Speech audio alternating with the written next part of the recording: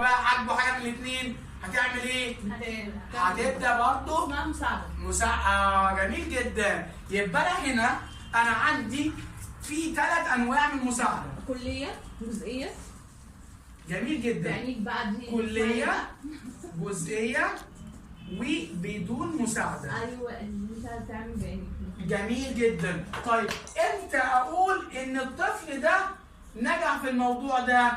ان هو بدون مساعده 8 مرات من 10 أو 5. يعني اي حاجه لما انت كنت بتساعده او بتوجهه ده اسمه ايه؟ مساعده، ما يتحسبش. مساعده كليه يعني ايه؟ يعني انت اللي مسكت ايده ومسكته القلم، مسكت ايده عملت له كذا، كده اسمها مساعده ايه؟ كليه. انت مسكته وحركته، مشيته، خليته ينط، كده اسمها مساعده ايه؟ كليه. طب ما انت